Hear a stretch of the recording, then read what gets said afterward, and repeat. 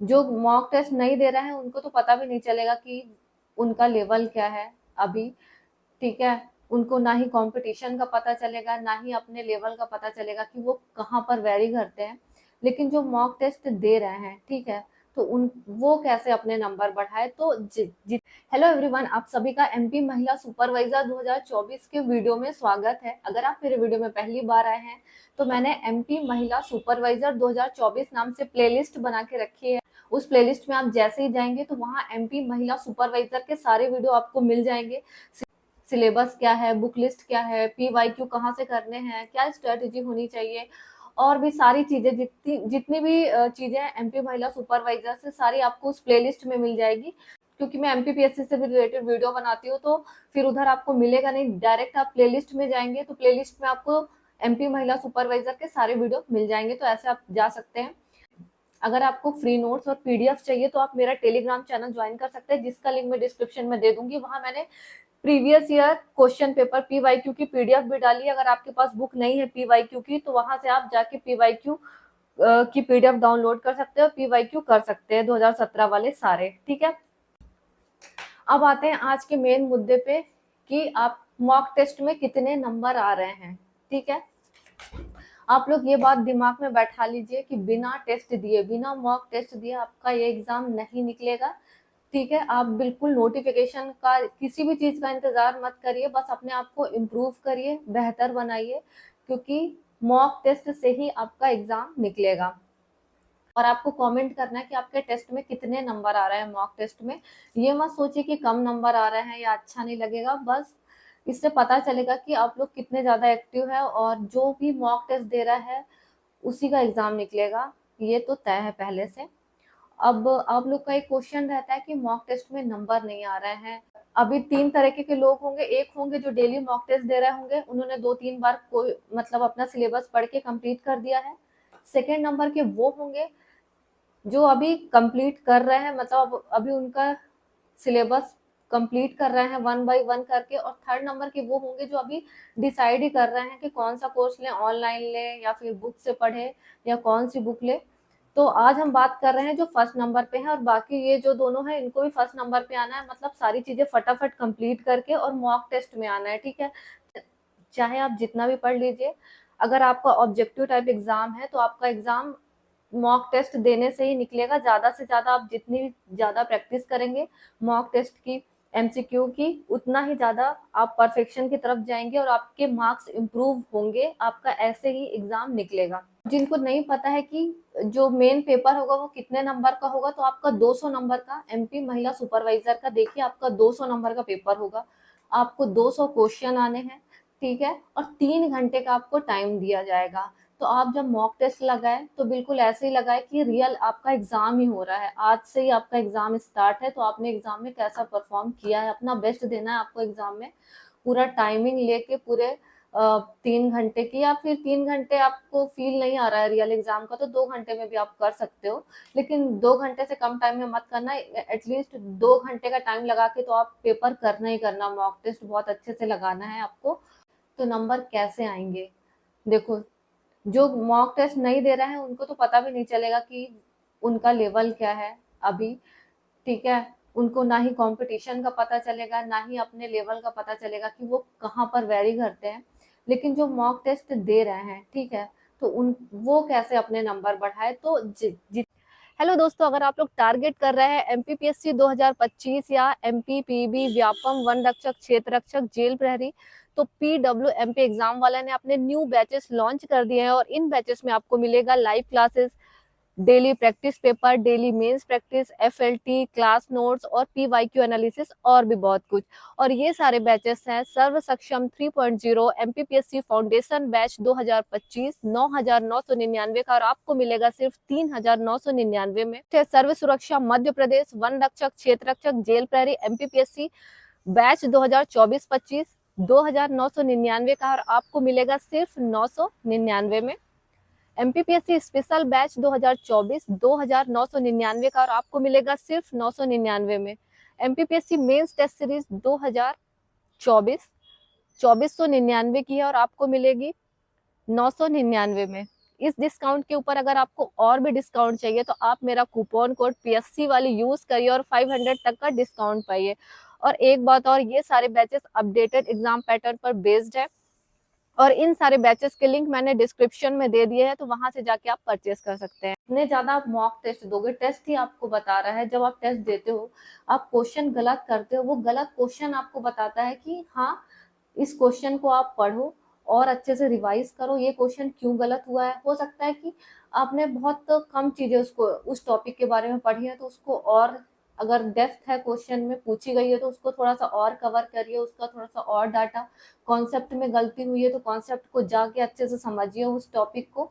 और इस तरह इसी तरह आपके मार्क्स इंप्रूव होंगे जैसे ही आप टेस्ट देंगे और टेस्ट को एनालाइज करेंगे और देखेंगे कि आपकी क्या गलती है, उस गलती पे सुधार करेंगे, उस टॉपिक को जाके पढ़ेंगे और उस गलती को दूर कर देंगे, तभी से आपके नंबर बढ़ने स्टार्ट हो जाएंगे। ठीक है। और टेस्ट में नंबर आने के लिए और भी कई सारी चीजें इंपॉर्टेंट होती है, जैसे कि क्वेश्चन को बहुत अच्छे से पढ़ना, है ना। क्वेश्चन में क्या पूछा है कि इनमें से कौन सा है या फिर इनमें से कौन सा नहीं है। कई बार हम क्वेश्चन को अच्छे से नहीं पढ़ते, हाँ को नहीं और नहीं को हाँ पढ़ लेते हैं, तो क्वेश्चन को अच्छे से पढ़ना। चलो ये तो क्वेश्चन की बात हो गई, पर जब हम देखते हैं कि कई बार कोई ऐसा क्वेश्चन आ गया है जिस टॉपिक को हमने बहुत अच्छे से पढ़ा है, तो हम जरूरत नहीं समझते कि हम चारों ऑप्शन को पढ़े, हम क्या करते हैं बहुत जल्दबाजी में इसका तो यही होगा, ठीक है, ऐसे। क्योंकि कभी कभी ये होता है कि उपर्युक्त सभी होंगे, पर हम इतनी जल्दी में हैं और इतने ज्यादा एक्साइटेड हो गए हैं क्वेश्चन को देख के कि अरे ये तो पढ़ा वाला आ गया है, तो हम जरूरत नहीं समझते कि हम चारों ऑप्शन को अच्छे से पढ़े। केवल जो टफ क्वेश्चन होता है उसी के ऑप्शन हम बहुत अच्छे से पढ़ते हैं। तो आपको इजी क्वेश्चन को भी बहुत अच्छे से पढ़ना है, क्योंकि मैक्सिमम टाइम देखा गया है कि टफ क्वेश्चन फिर भी आप तुक्के से सही कर लेते हो, लेकिन आप गलती हमेशा इजी क्वेश्चन में होती है।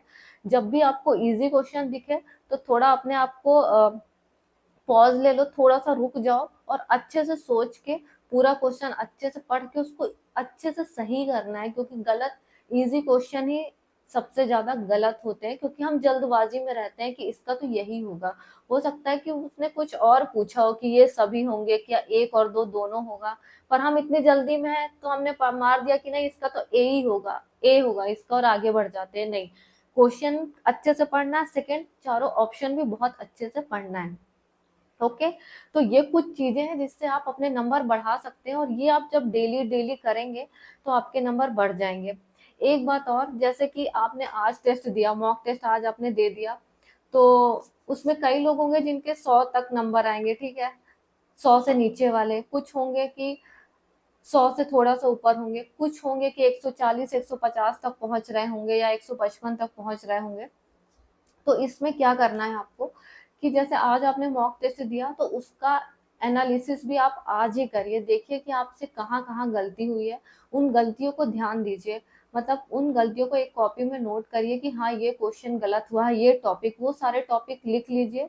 फिर उस टॉपिक को या तो उसी दिन या तो दूसरे दिन, जब तक इस पेपर का एक मॉक टेस्ट का पूरा एनालिसिस ना हो जाए, उसमें जितने भी टॉपिक पूछे गए हैं उनमें से जो टॉपिक आपने गलत किया, जब तक आप उनका रिवीजन ना कर लो तब तक दूसरा मॉक टेस्ट मत देना। एक में ही एकदम अच्छे से कर लो, सारी चीजें गलतियां दूर करके उनको अच्छे से रिवाइज करके फिर उस मॉक टेस्ट को दूसरी बार फिर देना। जब वो पूरा अच्छे से कंप्लीट हो जाएगा उसके बाद ही आपको दूसरा मॉक टेस्ट देना है। और एक चीज आप और कर सकते हैं कि जैसे आपने आज मॉक टेस्ट दिया, ठीक है, मॉक टेस्ट देते समय आप अपने आप को भी नोटिस करो कि आपको क्या प्रॉब्लम क्या आ रही है, कि आपको क्या फैक्ट याद नहीं आ रहे हैं। तो इस बात को दिमाग में रखो, पेपर होने के बाद लिखो कि हाँ आज मैं फैक्ट मुझे याद नहीं आ रहे थे, या फिर मुझे कंफ्यूजन हो रहा था दो दो ऑप्शन खुद में कि इसका बी होगा कि सी होगा कि ए होगा या डी होगा, ऐसे कंफ्यूजन हो रहा था ऑप्शन में।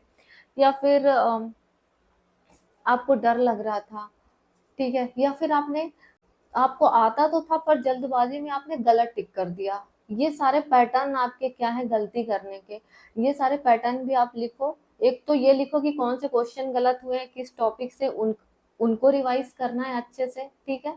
और आपकी जो मन की स्थिति रहती है कि आपको क्या फील हो रहा है पेपर को करते समय, तो इस तरह से जो आपकी खुद की वीकनेस भी दूर हो जाएगी और पेपर में आप टॉपिक में क्या गलती कर रहे हो वो भी सारी दूर हो जाएगी। तो मुझे ऐसा लगता है कि आप इतनी चीजें ध्यान में रख लेते हो, खुद को इम्प्रूव कर लेते हो, और जो टॉपिक आपने गलत किए हैं उनको अच्छे से रिवाइज करके उनको सही कर लेते हो, इम्प्रूव मतलब उनको बहुत अच्छे से रिवाइज कर लेते हो, कवर कर लेते हो, तो फिर आपके नंबर बढ़ेंगे ही बढ़ेंगे। ये सारी प्रोसेस आपको पूरा जब तक आपका पेपर नहीं हो जाता तब तक करते रहना है। बस यही एक की है, सिर्फ बुक पढ़ने से या कंप्लीट करने से एग्जाम नहीं निकलेगा, ठीक है। कई बार बुक पता है कैसे बना दी जाती है कि मतलब ऐसे ही आपका टॉपिक देखा, कट कॉपी पेस्ट रहते हैं बुक और सारे नोट्स, ठीक है। आपको एक तो पीवाईक्यू में पीवाईक्यू अच्छे से करना है, और आपका जो मॉक टेस्ट है उसको बहुत अच्छे से एनालाइज करके देना है, तभी आप इम्प्रूवमेंट कर पाओगे और एग्जाम को निकाल पाओगे। जितने भी लोग ये वनडे एग्जाम सब निकालते हैं या कोई भी एग्जाम, सब अगर वो डिस्क्रिप्टिव टाइप का है तो आंसर राइटिंग करके, अगर ऑब्जेक्टिव टाइप का है तो ज्यादा से ज्यादा ऑब्जेक्टिव लगा के, ताकि आपसे गलतियां कम हो, ठीक है। कोई नहीं बताएगा कि आपको टेस्ट में नंबर क्यों कम आ रहे हैं, क्योंकि किसी को नहीं पता ना कि आपकी वीकनेस क्या है। आप सारे लोग हैं, अगर 1 लाख लोग पेपर दे रहे हैं तो इन उन 1 लाख लोगों की वीकनेस अलग होगी, ठीक है। तो आपको टेस्ट बताएगा, जब आप टेस्ट दोगे तो टेस्ट आपको बताएगा कि देखो ये टॉपिक आपने गलत किए हैं, इनमें आपको सुधार करना है, इनको रिवाइज करना है अच्छे से, तो आप उनको रिवाइज करेंगे अच्छे से, उनको इम्प्रूव करेंगे, ये सारी गलतियां दूर कर देंगे। तो और हाँ, एक गलती जो आज आपने कर दी है उसको दोबारा रिपीट नहीं करना है गलती को, ठीक है। गलती रिपीट नहीं करना है, ये एक गार्ड बांध लो कि कोई क्वेश्चन आज गलत हुआ है, अगर वो अब 10 बार 10 टेस्ट में पूछा जाएगा तो आपसे 10 बार सही ही होना चाहिए। अगर वो क्वेश्चन गलत हुआ मतलब फिर आप गलत ट्रैक पे जा रहे हो, आपसे गलती रिपीट नहीं करना, बस इतना ही करना है आपको और आपका एग्जाम निकल जाएगा। और बस एक यही तरीका है टेस्ट में नंबर इम्प्रूव करने का और फाइनल सिलेक्शन लेने का भी। आई होप आपको बहुत अच्छे से समझ में आ गया होगा, और जिनका सिलेबस कंप्लीट नहीं हुआ जल्दी से सिलेबस कंप्लीट कर लो, और जो प्रोसेस मैंने बताई है ये सारी करिए, आपका पेपर जरूर निकलेगा। और अभी आप इतनी सारी चीजें मैंने बता दी हैं, अब आपका ध्यान ही नहीं जाएगा कि नोटिफिकेशन आया कि नहीं आया, अभी आपको लगेगा कि ये इतना आपको तैयार होना है अभी।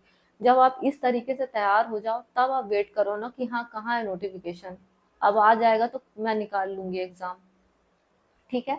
अगर आपको वीडियो अच्छा लगा है तो वीडियो को लाइक कर देना, शेयर कर देना, और चैनल को ज्यादा से ज्यादा सब्सक्राइब करना। मिलते हैं नेक्स्ट वीडियो में, तब तक के लिए बाय।